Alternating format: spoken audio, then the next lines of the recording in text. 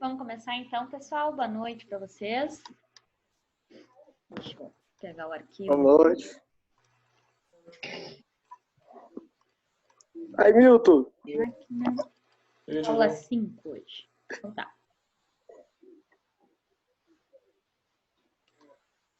Bom, primeiro, viram que eu mandei as notas para vocês da outra disciplina de tecnologia dos materiais? Vi. A mais baixa foi a minha? Sim. Não. Sim. Pois é, a gente viu. Estamos... Ah, tá, peraí. Deu. Tava fechado o áudio aqui, não escutei vocês. Dá de botar recurso ou não? Hã? Tá de Dá de é botar- pior. Sim, Posso recorrer? pode Recorrer às questões? recorrer. Desde Ah, que convençam sobre a nota, pode sim. não, eu quero saber porque só eu fiquei com 7. Não, tô brincando, tô brincando. Não, mas pode me mandar ali, gente. Só não, claro, Não, tô brincando.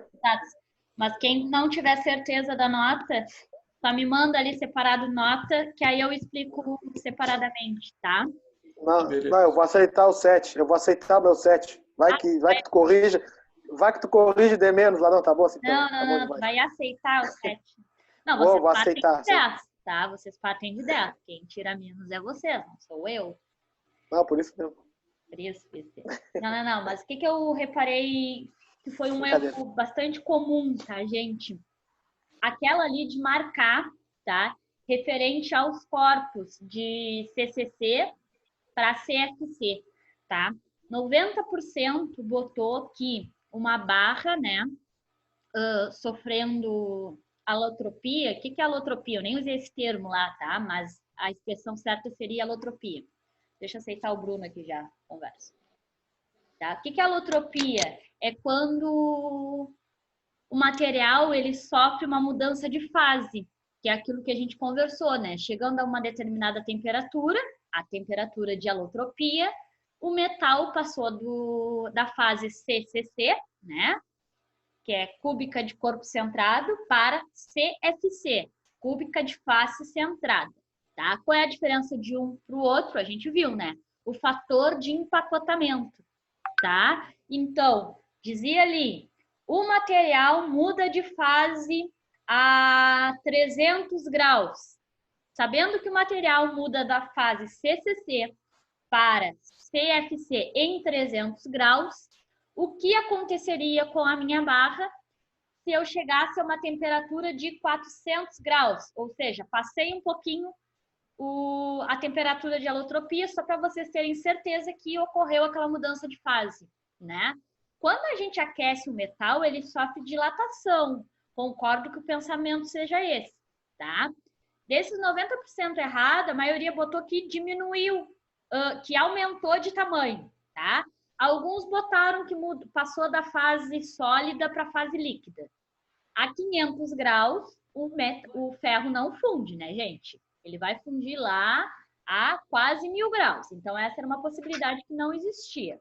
A outra possibilidade é que ele passava para a fase gasosa. Se ele vai fundir a mais ou menos 1000 graus, a 400 graus, com certeza ele não vai virar gás, né? Ficou ali entre as duas, com ele diminuía o volume e ele aumentava o volume. Conforme eu estou aumentando a temperatura, realmente ele aumenta um pouco o volume, né? Porque ele sofre dilatação. Alex.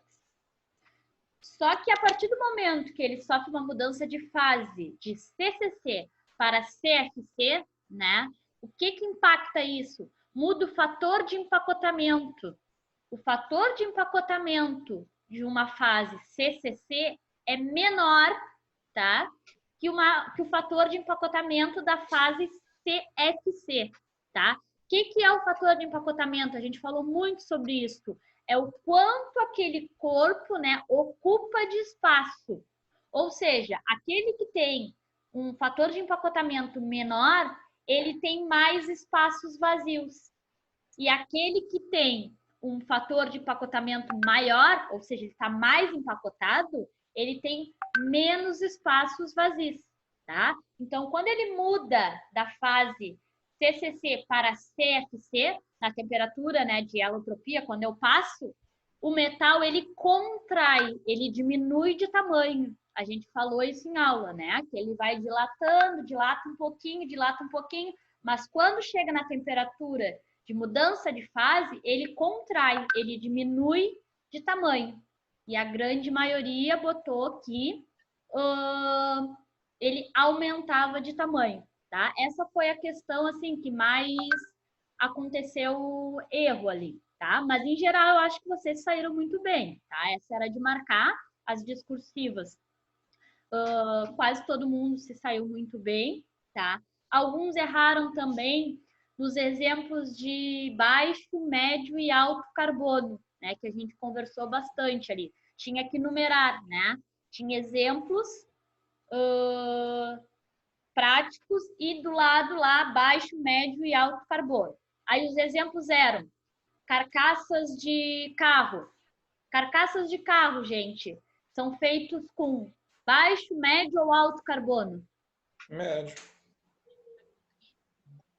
Médio. Você tem certeza da sua pergunta? Não, acho que é alto carbono, né? Alto, eu considerava os trilhos do trem, que são, eu sei que o teor é bem alto dos trilhos do trem. Tá, então vou falar os 3 exemplos para vocês se situarem melhor, na verdade, que eu só falei um. Olha os exemplos que tinham. Carcaça de carro, trilho de trem e ferramenta. Ferramenta de corte de usinagem. Eram as 3 opções que tinham. Tá. Conhecendo essas 3 opções, carcaça de carro, trilho de trem e ferramenta, carcaça de carro, vocês acham que é qual? Eu acho, não, agora eu lembrei, tá? Eu acho que o carcaça é o baixo, não é? É o baixo. Eu sei que a gente acha, né, que o carcaça de carro é baixa, trilho de trem. trilho de É trem alto. é média, Média. Média. Média. É média média. e ferramenta, né? A ferramenta de corte, ela sim é alta, tá? Eu sei que a gente tem uma associação pensando assim, quanto maior o carbono, maior a dureza. Nossa, trilho de trem é muito alto. É sim, mas a ferramenta de corte ainda é mais ainda, né? A ferramenta de corte normalmente não é com aço rápido, Natália? São aços de alto teor de carbono. Alto teor. Teor de carbono. Ele é maior do que do trilho do trem. Com Meu Deus do céu. certeza. Claro. Porque senão a dureza não é tão alta. Por que Então que eu não posso fazer? Tá, sabendo então que o alto teor de carbono, né, deixa uma alta dureza no elemento. Por que que eu não posso fazer um trilho com alto teor de carbono? Porque ele tem que...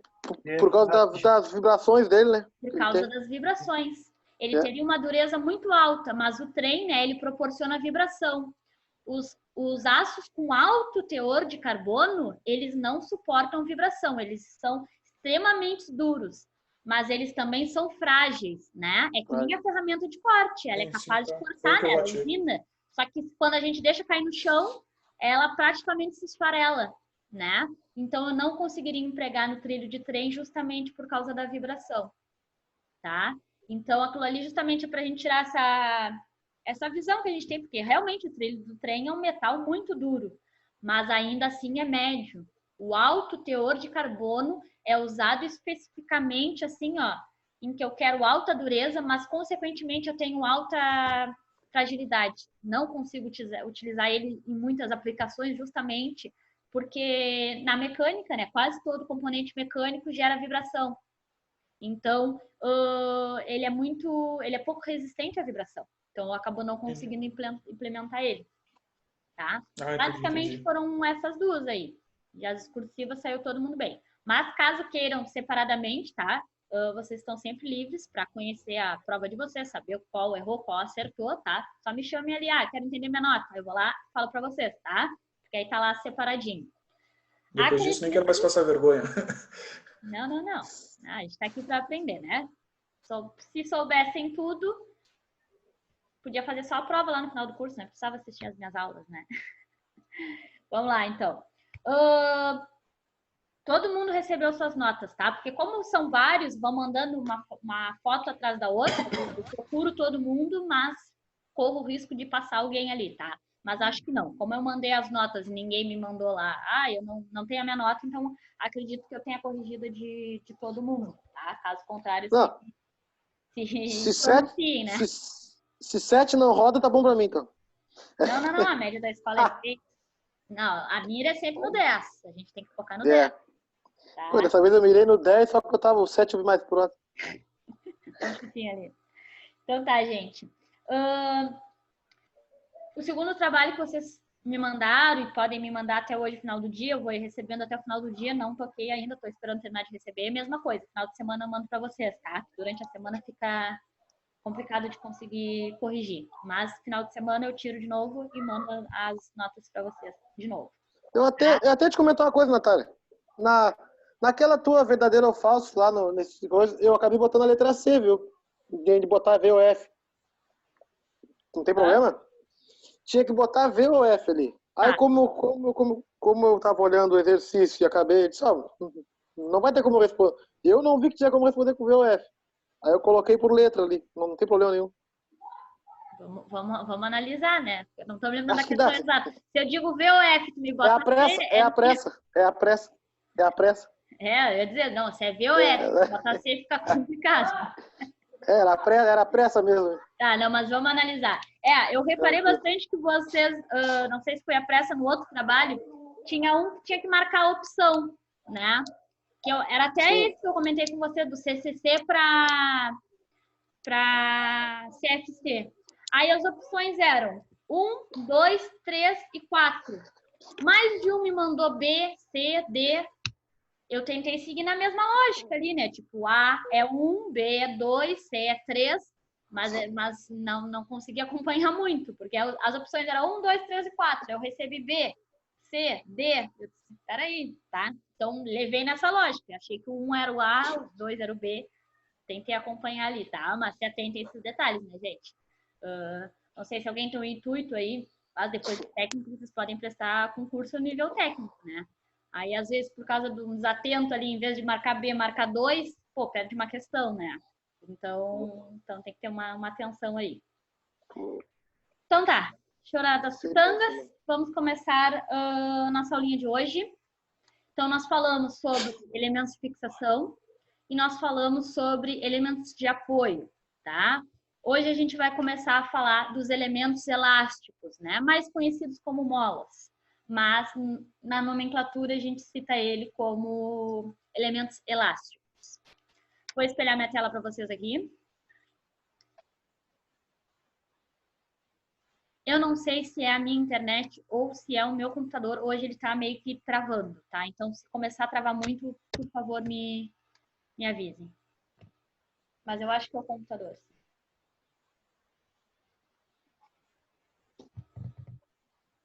Então, vamos lá.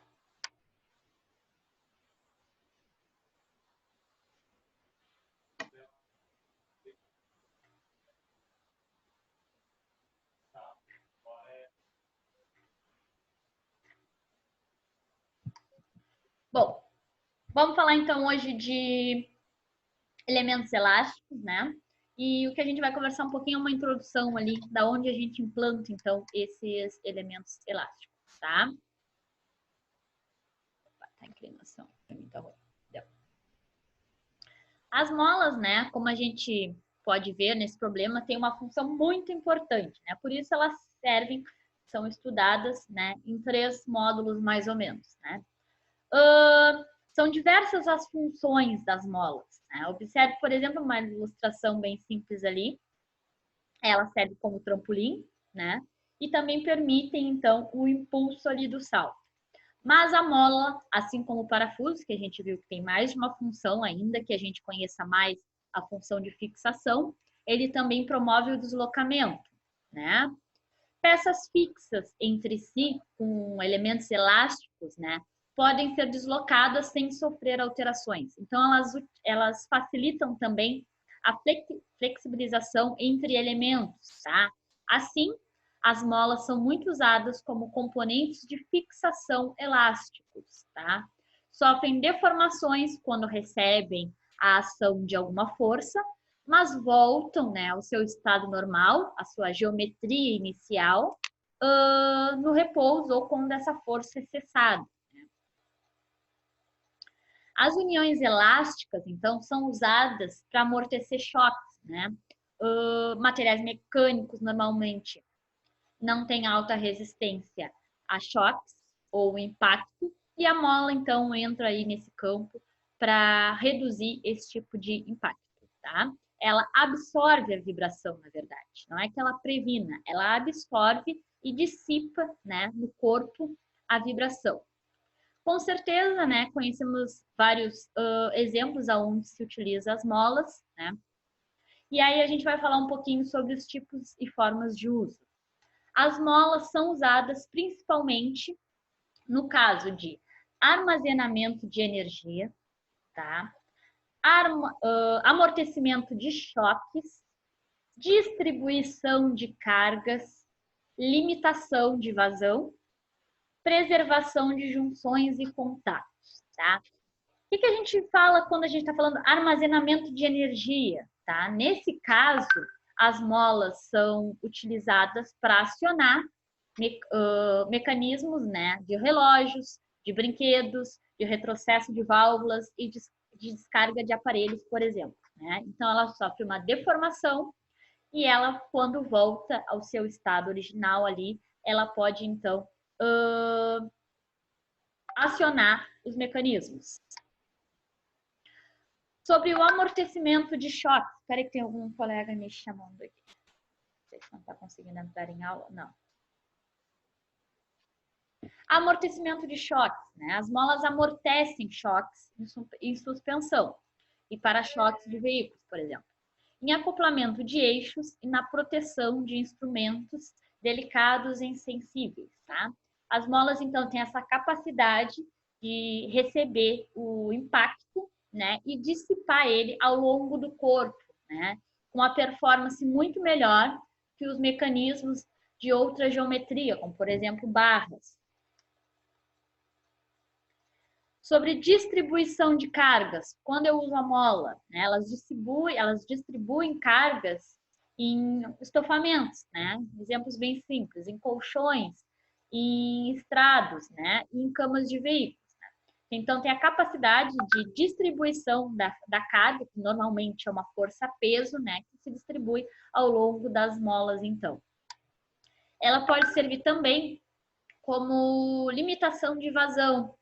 As molas regulam a vazão de água em válvulas e registros e também a vazão em gás, como por exemplo em botijões, né? Esses P13 que a gente conhece, e outros recipientes.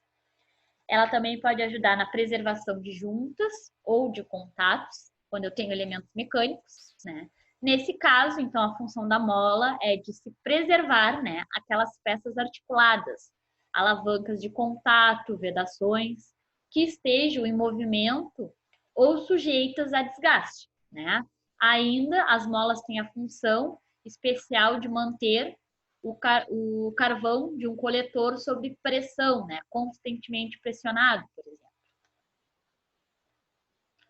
Sobre os tipos de molas, tá? Os diferentes tipos de molas podem ser classificados quanto à sua forma geométrica ou, segundo modo, como resistem aos esforços, né? Que tipos de esforços podem sofrer as molas? Quanto à geometria, as molas podem ser ou helicoidais ou planas. Existem apenas esses dois grandes grupos, né? Nessas três primeiras, a gente tem as helicoidais, são aquelas que têm N espiras, né? E tendem a ser muito mais longas do que a área da base. Enquanto as planas, né, elas têm menor altura, né, e seguem um plano. Isso quanto à geometria. Quanto ao esforço que elas suportam, elas podem ser de três tipos, né? Elas só aguentam três tipos de esforços, que são tração, compressão e torção, tá? As molas não resistem à flexão nem ao cisalhamento, por exemplo. Apenas esses três esforços. Por isso, nós temos três diferentes tipos de mola. As molas de tração, as molas de compressão e as molas de torção. A gente vai falar um pouquinho agora de cada um desses tipos, tá? Porque ela tem que ser projetada e implantada, então, de acordo com o tipo de esforço, tá? Eu não posso comprar uma mola de compressão e tentar tracionar ela, tá? Ela vai ter uma resistência à tração, mas muito pequena quando comparada à resistência de compressão, tá? O mesmo serve para torção. A resistência da mola, quando ela é projetada para aquele esforço, tá? É muito diferente para os demais esforços. Então, uma mola de compressão, quando submetida a tração ou torção, ela vai ter uma resistência muito baixa, tá? Então, vamos falar um pouquinho sobre esses três tipos. Vimos, então, que tem as molas helicoidais, geometricamente falando, né? E as molas planas. Sobre as molas helicoidais, elas são as mais usadas, né? Amplamente usadas na mecânica. Em geral, ela é feita de uma barra de aço. Deixa eu botar silencioso aqui. Em geral, é feita de uma barra de aço e enrolada em forma ou de hélice, né, cilíndrica, ou de cônica. A barra de aço pode ter seção circular ou quadrada ou qualquer outro tipo de seção, tá? Ou seja, a área transversal ali da barra em que eu faço N espiras, normalmente ela é circular, né? E tem algumas quadradas. Outras geometrias é bem difícil, tá? Mas pode existir. Em geral, a mola helicoidal é enrolada à direita, tá? Ela tem um sentido. Quando a mola for enrolada à esquerda, o sentido da hélice deve ser indicado no desenho, tá? Então, falando de desenho técnico, se eu não tenho nenhum tipo de sentido, tá? Ela é enrolada à direita, ela segue o sentido direito. Para aquelas que são enroladas à esquerda, tem que vir, tá? Alguma observação, alguma descrição disso. Elas podem funcionar por compressão, por tração ou por torção, como nós vimos, né? A mola helicoidal de compressão, ela é formada por espiras. Quando essa mola é comprimida, né, feita uma força paralela ao corpo dela, né, o espaço entre as espiras diminui, tornando, então, menor o comprimento total da mola. Né? Aqui um exemplo bem simples. Eu tenho uma mola, quando submetida, então, à compressão, a altura dela vai diminuir. A gente pode ver, por exemplo, esse tipo de aplicação, né, em furadores de papéis, bem simples. Né? E mecanicamente a gente usa muito. Diferentes dela, né, temos a mola de tração. Normalmente ela possui 2 ganchos, né? Porque a mola de tração, o intuito dela é ser tracionado, né? Ser puxado para fora os 2 lados. Então ela tem que ter algum dispositivo de fixação. Então as mais comuns, elas têm um gancho em cima, né, e um gancho embaixo, ou olhares. Para esse tipo de mola desempenhar sua função, ela deve ser esticada, né? Eu estou promovendo a tração ali. Então, ela no estado normal tem um comprimento L e quando submetida a um esforço, ela vai esticar. Então, o comprimento dela vai aumentar, diferente da mola de compressão, né, que tem o seu comprimento diminuído. Aí tem alguns exemplos, umas ilustrações mecânicas dela. E falo também da mola helicoidal de torção, tá? Essa é aquela que tem 2 braços de alavanca, além das espiras, tá? Um lugar bem simples da gente ver ela são nos prendedores de roupa, né? Sempre vai ter os braços ali para promover a força, além do corpo, né, enrolado, que são as espiras, né? Aqui a gente tem um exemplo, que é do prendedor, e geometricamente ela é assim, tá? Como esse desenho à esquerda aqui. Agora a gente vai falar sobre as molas cônicas, né? Elas não precisam ser somente helicoidais, elas também podem ser cônicas. E aí as aplicações dela vai ser diversas, né? Desde componentes mecânicos até componentes de utensílio de cozinha. Tem aqueles de, não sei se é bater bolo, alguma coisa assim, que também é uma molinha. Tá? Então, tenho aqui alguns exemplos de molas helicoidais. Algumas molas, né, padronizadas são produzidas por fabricantes específicos, né, encontram-se nos estoques. Outras são executadas de acordo com a especificação do projeto, tá, segundo medidas proporcionais padronizadas, porque é um elemento de fácil confecção. Né? A seleção da mola depende das respectivas formas e solicitações. Né? Ela vai ser produzida de acordo com a minha solicitação, principalmente tenho que saber se ela vai ser submetida a compressão, tração ou torção. Tá? É importante que a gente saiba, eu não sei porque pulou essa figura aqui, mas passo, então, é a distância entre os centros de 2 espiras consecutivas. Tá? A distância entre as espiras é medida paralelamente ao eixo. O que eu quero dizer com isso? Né? A gente precisa entender que essa daqui é uma mola que está uma espira encostada na outra. Mas vou botar numa mola separada aqui. Ó, essa daqui.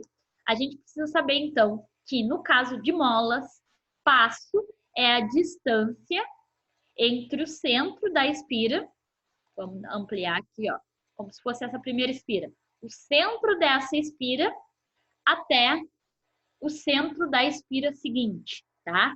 Não é essa distância pequena aqui que eu tenho entre elas. Eu sempre tenho que olhar no centro de uma espira até o centro da outra espira, tá? Se eu medir apenas essa distância aqui, eu vou ter sempre um passo menor que a realidade. Então, os meus cálculos não vão ficar certos, tá? Ali aonde eu vou medir é importante. Mas a gente vai falar da nomenclatura de cada uma delas agora aqui. Tá?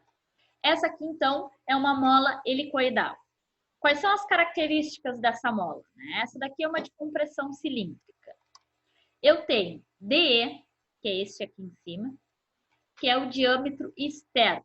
Né? É o maior diâmetro, aquele que eu meço por fora, né, das minhas espiras. DI vai ser o meu diâmetro interno, aquele que eu meço por dentro ali da minha seção cilíndrica da espira. Tenho H, que é o comprimento da mola, tá? Esse comprimento é quando tá sem nenhum esforço, tá? A mola não tá nem comprimida nem tracionada, ela tá sem nenhum esforço. Esse é o comprimento original. Tenho o diâmetro da seção do arame, né? Caso ele for de seção circular, eu vou ter o diâmetro. Caso ele for de seção quadrada, eu vou ter a base, tá? Passo, então, é a medida entre o centro de uma espira até o centro da espira seguinte. E N é o número de espiras que eu tenho. Neste caso aqui eu tenho 1, 2, 3, 4, 5, 6 espiras, tá? A mola de compressão são enroladas com espiras separadas, elas sempre vão ter uma distância entre si, que possam ser comprimidas, né, quando solicitado o esforço. O próximo desenho aqui é uma mola, então, de compressão cotada. Este daqui é o desenho de uma mola de compressão cotada. Falando da mola de tração, né?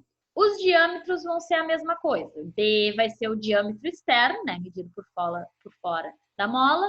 DI, diâmetro interno, por dentro da mola. D é o diâmetro da seção do arame, normalmente, novamente. Se for quadrado, né, vai ser a área, vai ser a base do quadrado. P é o passo, né, continua sendo a distância entre o centro de uma espira e o centro da outra espira. E N o número de espiras. A nomenclatura é padrão. Como a gente vê, as características da mola de tração são quase as mesmas que a mola de compressão. A única diferença entre uma mola e outra, tá, é a relação de comprimento. Na mola helicoidal de tração, o H, né, que é o comprimento da mola, representa o comprimento total da mola, isto é, soma do comprimento do corpo da mola mais o comprimento do gancho, tá? Então, na mola de tração, eu considero todo o comprimento. Ainda que o início seja um gancho e o fim também, eu considero todo o corpo, tá? Porque não são apenas essas espiras centrais que vão sofrer conformação, tá? Os ganchos também. Então, eu considero todo o corpo. Enquanto a mola de tração, a altura final são apenas ali a altura entre as espiras, tá? E a outra diferença é que nas molas de compressão, eu vou ter uma distância, um afastamento entre uma espira e outra, enquanto as molas de tração, as espiras vão ser encostadas umas na outras, tá? Justamente para que quando eu faço o esforço, elas se separem, né? Se eu já construísse ela com alguma distância, na hora que eu fizesse a tração, ela vai se afastar muito, correndo o risco de desenrolar, né? Ou romper.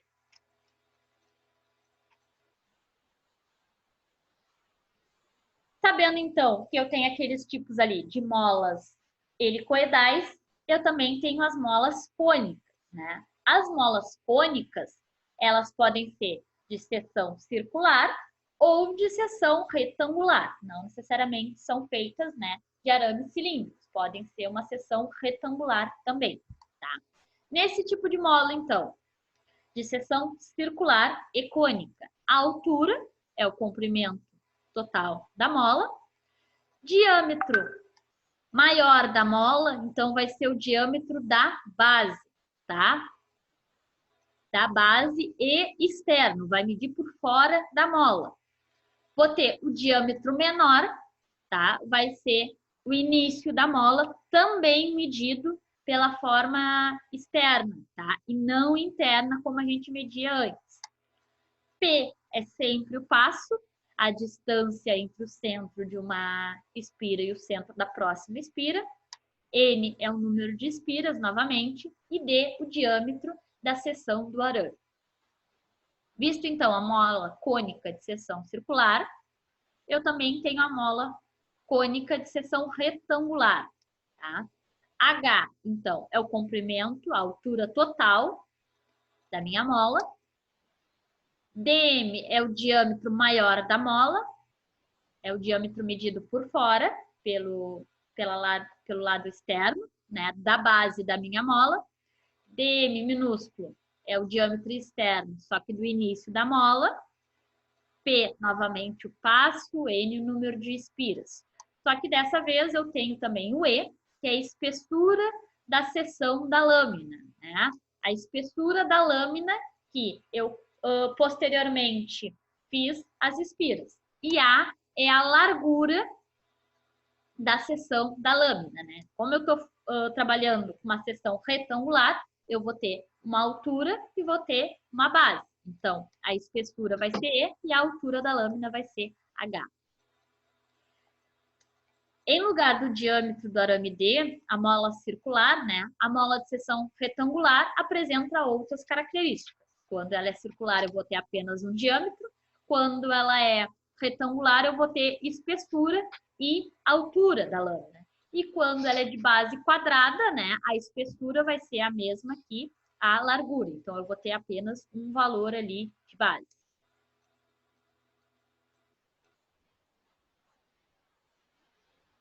Análise, então, das características da mola de torção, né? Falamos, então, da nomenclatura, que ela repete. Ela vai ser... não, desculpa, essa daqui é a mola helicoidal de torção, né? H vai ser sempre a altura do corpo inteiro da mola. Diâmetro externo da mola. Diâmetro interno da mola, medido pelo meio. D é o diâmetro da seção do arame, né? Do arame de seção circular. N é o número de espiras. R é o comprimento do braço de alavanca, tá? Porque a característica das molas de torção é que ela vai ter um braço de alavanca, certo? Então, R é o comprimento do braço de alavanca. E A é o ângulo entre as pontas da mola, tá? É normal eu ter este ângulo aqui, ó, de 90 graus. Posso ter outros tipos? Posso. Mas o tipo de mola de torção mais comum é com ângulo entre os dois braços de 90 graus, que é aquele que proporciona melhor torção. As novas características que aparecem nesse tipo de mola são o R, né? Que é o comprimento do braço, que nas outras eu não tinha o braço. No caso de compressão, ela era toda inteira, e no caso de tração, eu tinha os ganchos. E também, né, o único diferencial é essa angulação aqui entre os dois braços, né? Notamos, então, que as forças que atuam nesses braços são perpendiculares ao seu eixo, tá? As molas, né, elas são compridas e as forças atuantes são sempre perpendiculares, tá? Ao eixo da minha mola, fazendo com que a mesma ocorra, né, torção. Se eu fizer uma força paralela à minha mola, né, se eu estou fazendo uma força paralela para dentro, eu estou fazendo compressão. Se eu estou fazendo uma força paralela para fora, eu estou fazendo tração, né? E quando eu estou fazendo uma força perpendicular, aí eu atuo com uma mola de torção.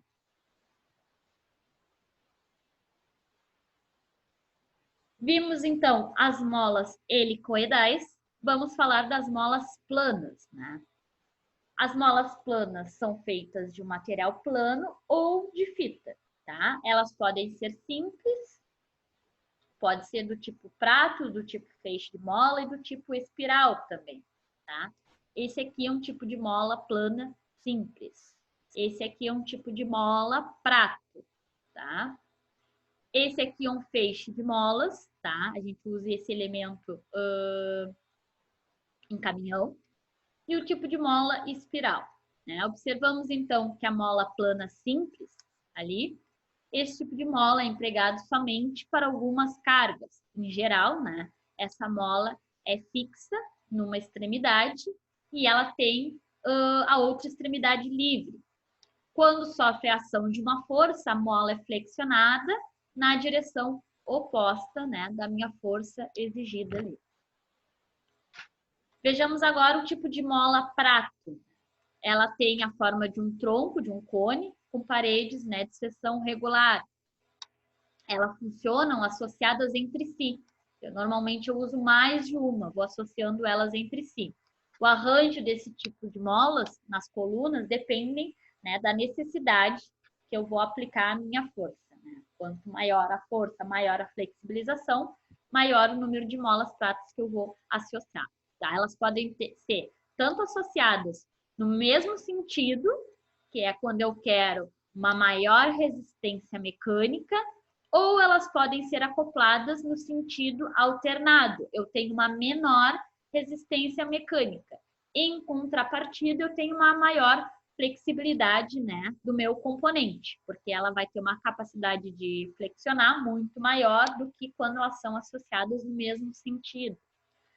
Os tipos de características dessas molas. Eu tenho diâmetro externo, tenho diâmetro interno, que é o menor diâmetro dela, tenho H, que é a altura total da minha mola, maiúsculo. H minúsculo é o comprimento do tronco da minha mola. E E é a espessura, né, da lâmina da minha mola.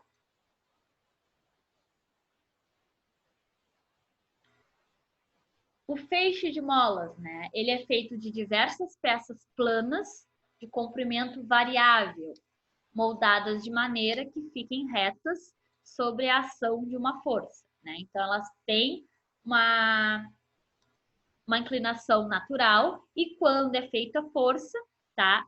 Ela fica, então, plana. Ela é para compensar, né, a força atuante.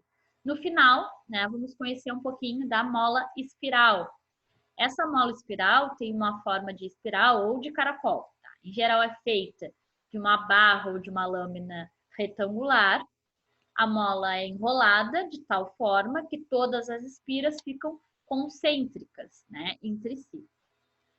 Para interpretar, então, a cotagem desse tipo de mola espiral, vamos olhar esse desenho aqui. Né? A cotagem dela é feito assim. Diâmetro maior vai ser medido da parte externa dela, sem contar, tá, a última parte de fixação ali, tipo um gancho. L vai ser a largura da seção transversal da lâmina e a espessura da seção da lâmina, porque normalmente elas são feitas com uma base retangular, e N é sempre o número de espiras que eu faço no enrolamento ali da minha lâmina.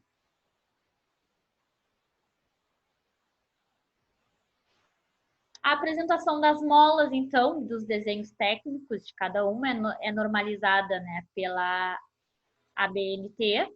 São 3 as formas de representação adotadas, que são a normal, em corte e simplificada. Os quadros a seguir, né, é um exemplo e mostram as principais molas estudadas nessa aula. Né? Vamos examinar ali os quadros e as respectivas molas.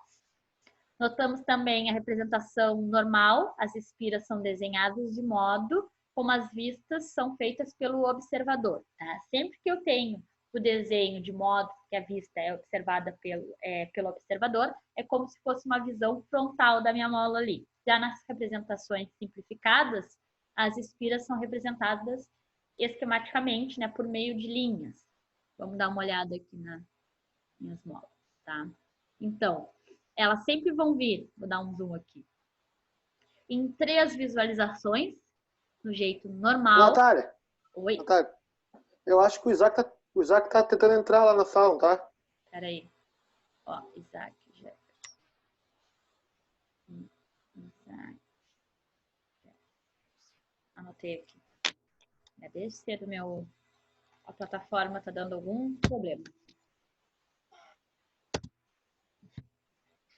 Elas vão vir sempre em 3 vistas.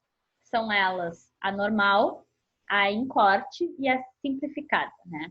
Nesse primeiro aqui eu tenho um tipo de compressão, helicoidal cilíndrica, seção circular, tá?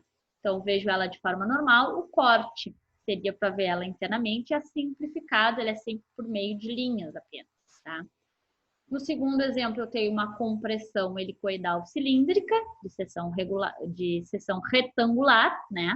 A gente consegue observar, então, na visão em corte, né? Qual é a seção da minha lâmina, que nesse caso é retangular, e a linha é só para ver se ela é helicoidal ou se ela é cônica. Nesse caso, ela é helicoidal.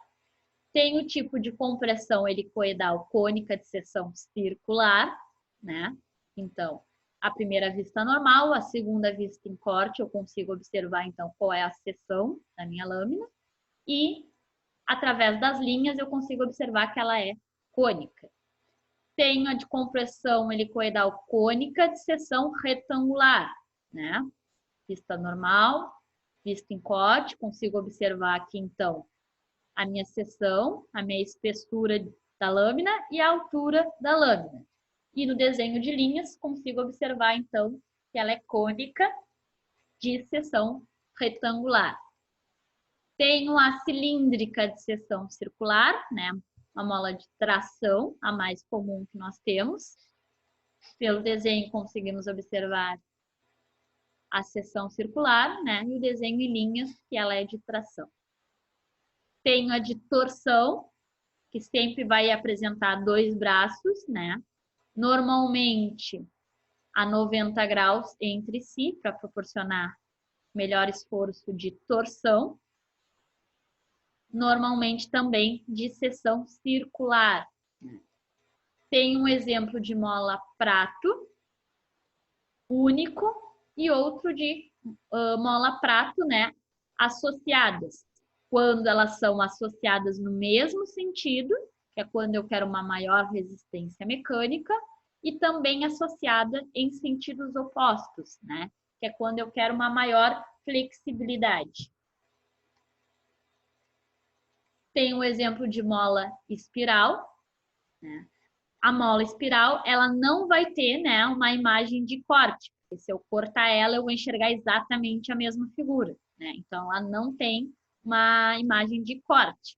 Ela é sempre de uma seção circular. Tem o feixe de molas, tá? Que também é sempre de seção circular, portanto, não se faz necessário, né, uma imagem de corte para ver a seção ali. Então, eu tenho ela tanto uma visão normal, quanto em linhas para perceber qual é o meu tipo de mola, tá? Sobre os materiais de fabricação de molas. As molas podem ser feitas a partir dos seguintes materiais, tá? Elas ou são de aço, de latão, de cobre, podem ser de bronze, de borracha. Tem, inclusive, molas de madeira e de outros materiais, tá? Dá para fabricar mola de praticamente todos os materiais. As molas de borracha e de arames de aço, normalmente as de pequenos diâmetros, né? Solicitação de tração apresentam as vantagens de constituírem elementos com menor peso e volume em relação à energia armazenada. O que quer dizer a solicitação, né? O peso com a energia armazenada, né? Quanto maior a capacidade da minha mola de armazenar energia, maior é a resistência dela, tá? Uma mola de compressão, né? Que aguenta uma compressão de bastante peso, ela tem então alta energia armazenada. A que não sustenta muito peso é de baixa energia armazenada. Para a conservação, certas propriedades das molas, né? Propriedades elásticas, magnéticas, resistências ao calor e à corrosão, deve-se usar aços ligas e bronzes especiais ou revestimentos de proteção. Os aços molas devem apresentar as seguintes características: alto limite de elasticidade, grande resistência e alto limite de fadiga, né? Mola tem que ter alto limite de fadiga. O que é a propriedade de fadiga, né? É a propriedade que o material tem de fazer o mesmo movimento repetidas vezes, né? Então, a ideia da mola, normalmente, é repetir infinitas vezes aquele movimento. Por isso, a necessidade de um alto limite de fadiga. Quando as solicitações são leves, né, usam-se ácidos carbonos, normalmente 1070 ou 1095. Além de 8 milímetros de diâmetros, não são aconselháveis, né, os ácidos carbonos, pois a têmpera não chega até o núcleo, né? Como é necessário, então, tratamento térmico de têmpera, naquelas molas em que eu tenho um diâmetro maior que 8 milímetros, não é interessante a aplicação da têmpera, porque ela não vai acontecer de forma geral, né? A tendência dela vai ser de acontecer de forma superficial. E aí, quando eu faço tratamento superficial, né, eu tenho características do núcleo diferente das características da superfície. No caso de molas, não é interessante. Eu vou ter uma parte mais frágil, uma parte mais rígida. As molas destinadas a trabalhos em ambientes corrosivos, com grandes variação de temperatura, são feitas em metal monel, né? Aquele que eu tenho cobre e níquel, ou aço inoxidável também. Os aços ligas apresentam a vantagem de se adequarem melhor a qualquer temperatura, sendo particularmente úteis no caso de molas de grandes dimensões, por exemplo. Aplicações, né? Para selecionar o tipo de mola, então, é preciso levar em conta certos fatores, como, por exemplo, o espaço ocupado, o peso e a durabilidade. Há casos em que se deve considerar, né, a observação das propriedades elásticas, atritos externos ou adicionais, né, amortecimento, relações especiais entre forças aplicadas e a deformação da mola. Na construção de máquinas, né, empregam principalmente molas helicoidais de arames de aço, né? São de baixo preço, de dimensionamento e montagem fáceis, né? E podem ser aplicadas em forças de tração e de compressão. As molas de borracha, essas já são utilizadas em fundações, especialmente como amortecedores de vibração e ruídos, em suspensão de veículos, por exemplo. As molas de lâmina, que são aquelas que são os feixes de lâminas e de barra de torção, requerem espaços de pequena altura, são aquelas que eu não consigo, né? Não tenho uma dimensão para colocar uma mola de compressão, por exemplo. As molas espirais, aquelas usadas em relógios, e de prato podem ser montadas em espaços estreitos, porque a altura dela é pequena, né? Ela tem uma base maior, mas a altura é pequena. As molas de lâmina, de prato, helicoidal de prato e de borracha, né, dispensam pouca quantidade de energia por atrito, né? Ela tem capacidade de armazenamento alto. Aqui eu tenho uma mola de prata, sozinha, e outra, né, associada com sentidos opostos. Deixa eu botar aqui. Pessoal, a parte de molas é essa, tá? Não tem muito o que fugir delas, ela é curtinha, mas a gente precisa ver, porque ela é uma das classes dos tipos de elementos, né? Esses são os elementos elásticos.